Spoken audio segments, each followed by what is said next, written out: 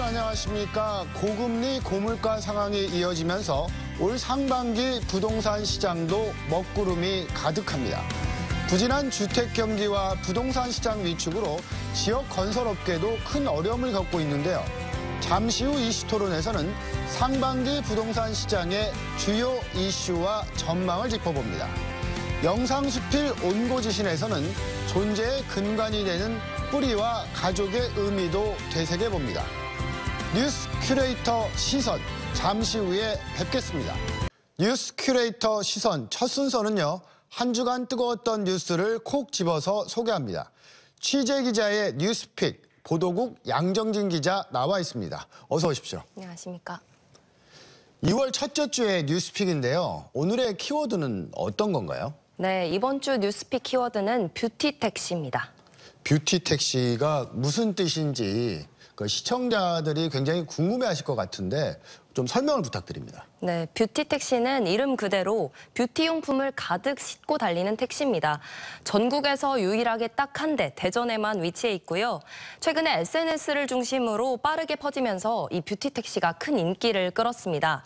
이 뷰티 택시 안에는 고데기와 빗, 거울부터 수정 화장에 필요한 면봉이나 아이브로우, 퍼프까지 정말 다양하게 들어있는데요. 심지어 이것뿐만이 아니라 긴급 상황에 필요한 스타킹이나 덧신, 그리고 핸드폰 충전기와 비상 상황에 대비한 우산까지 마련이 되어 있습니다.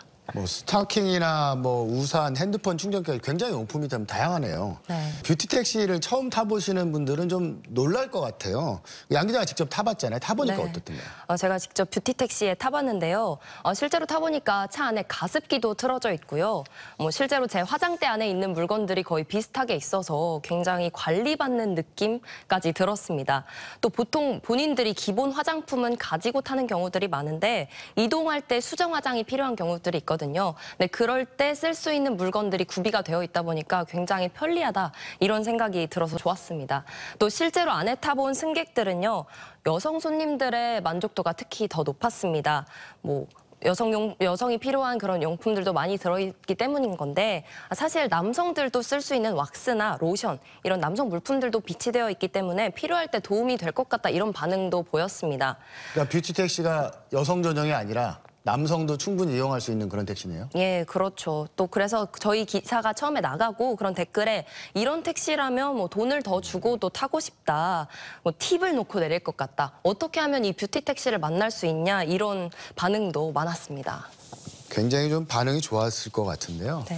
굉장히 독특한 택시인 거잖아요, 그죠? 네. 이런 독특한 택시들이 지금 몇 개가 있잖아요.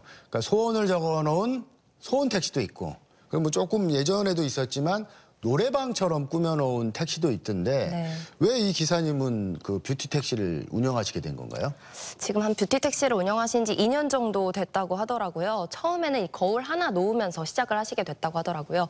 거울 하나 뒷자리에 놓으면서 승객들이 본인의 얼굴을 좀 점검해보고 이런 시간을 가지면 좋겠다고 시작을 했는데 승객들한테 타면서 피드백도 받고 이게 있으면 좋겠다, 이게 있으면 좋겠다 이런 얘기도 들으면서 물품을 점차 늘려가셨다고 하더라고요.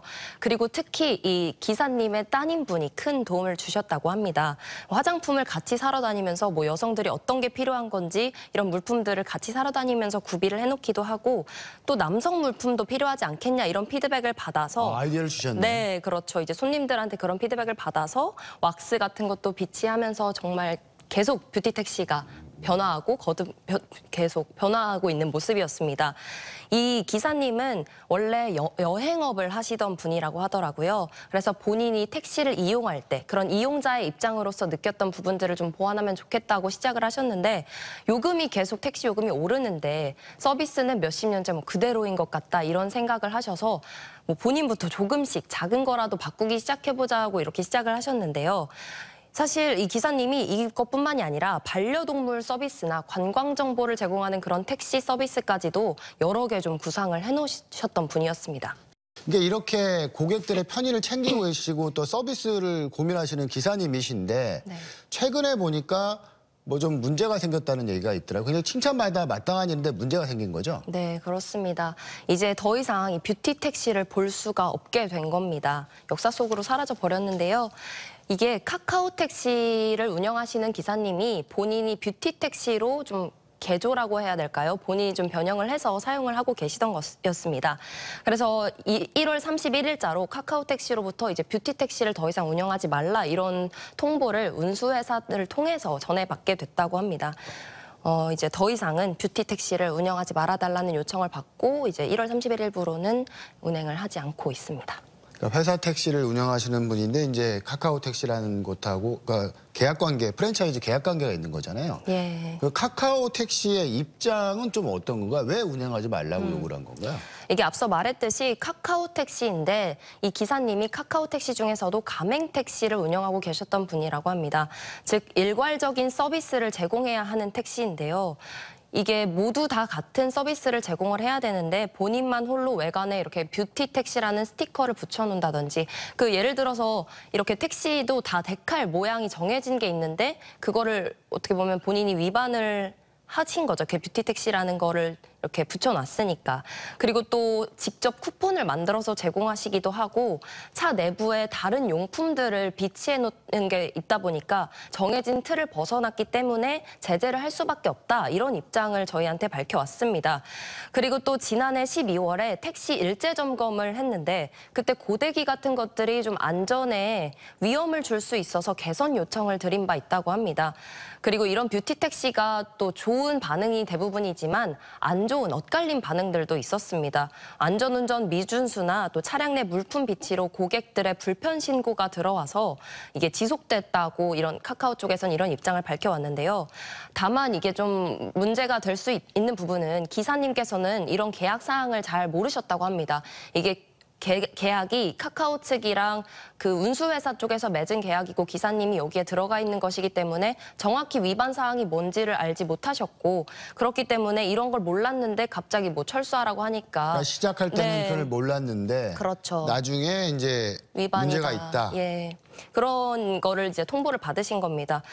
그리고 이 기사님이 뷰티 택시를 계속 조금씩 운영을 해 오셨는데 지난해 여름에는 이 최고의 서비스를 제공했다는 평가를 받아서 이달의 크루로 선정이 되셨습니다.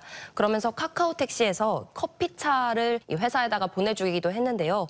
그러면서 본인들이 동료들한테 조금씩 인정을 받는 계기가 되어 왔는데 이렇게 갑작스럽게 뷰티 택시를 중단하라고 하니까 좀 많이 당황하신 듯한 모습이셨습니다. 그러니까 커피차를 보내줬다는 거는 우수하다, 서비스를 좋게 제공을 했다 이런 차원일 것 같은데 예. 좀 엇갈리는 면이 없지 않아 있네. 그러면 그 운수회사 입장도 중요할 것 같아요. 뭐라고 얘기하던가요? 운수회사는 사실 TJB에게 공식적인 입장은 뭐 할 말이 없다 이렇게 밝혀왔습니다.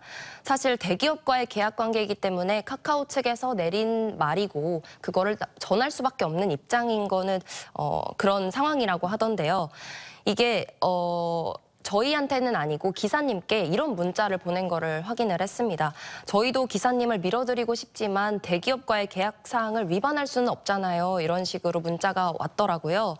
그래서 사실 저희도 뷰티 택시를 초반에 투자한다고 했을 때 이 운수회사에게 전화번호를 물어보거나 이렇게 할 때 굉장히 호의적이셨습니다. 취재에. 그래서 되게 저는 뷰티 택시를 지지해 주시고 변화를 좀 응원해 주신다 이런 느낌을 받았었는데 이게 카카오 또 이렇게 대기업에서 또 이렇게 지시를 하다 보니까 어쩔 수 없이 지금 변경을 할 수밖에 없는 상황이라고 합니다.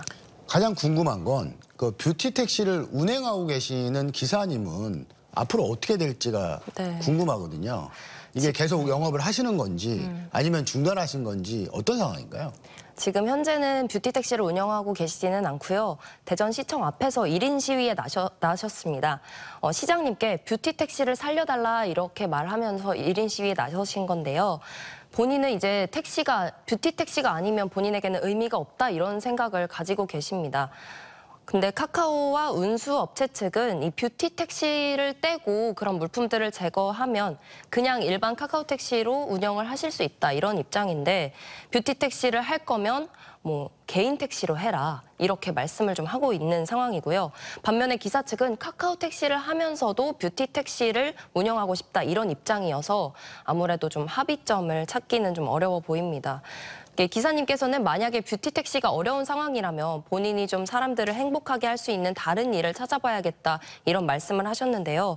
실제로 저희와 인터뷰 때는 대전 시민들에게 이런 뷰티 택시를 운영하면서 좀 행복하게 해드리고 싶다. 앞으로 이런 서비스를 제공하겠다 이렇게 말씀을 하셨는데 그거를 이제 지킬 수 없게 되다 보니까 죄스러워서 대전에 살 수가 없겠다 이러면서 눈물을 흘리시기도 했거든요.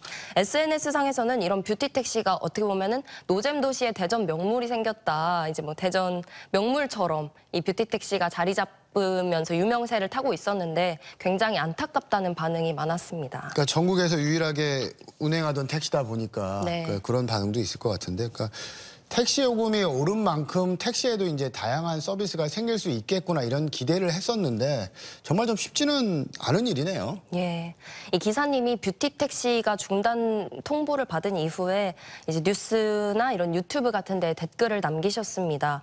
뷰티 택시의 운영 종료 사실을 알리시고 나서 좀 더 재밌고 사람들을 행복하게 해드릴 수 있는 일을 찾아서 움직이겠다 이렇게 댓글을 남겼는데 시민들이 굉장히 아쉽고 꼭 타보고 싶었는데 왜 벌써 그만두시냐, 이유가 뭐냐 이런 댓글들을 많이 남겼더라고요. 사실 저도 개인적으로 이 뷰티 택시의 등장이 굉장히 반가웠습니다. 왜냐하면 앞서 말씀드렸듯이 택시 요금은 계속 올라만 가는데 서비스는 그대로잖아요. 그런데 이렇게 개인이 조그맣게라도 작게 움직임을 하고 있는 게 택시 서비스 변화에 조금 새로운 물결을 일으키지 않을까 이런 기대를 개인적으로는 좀 했었는데 아무래도 앞으로 택시업계의 변화, 서비스를 변화하기는 조금 더 어려워지지 않을까 싶어서 개인적으로는 굉장히 안타까운 마음이 들었습니다. 그러니까 이게 고객을 위한 서비스로 사비를 들여서 시작한 건데, 그러니까 고객이 우선인지 아니면 정해진 규칙이 우선인지 좀 많이 안타까운 생각이 듭니다. 네, 네. 양정인 기자 수고하셨습니다. 감사합니다.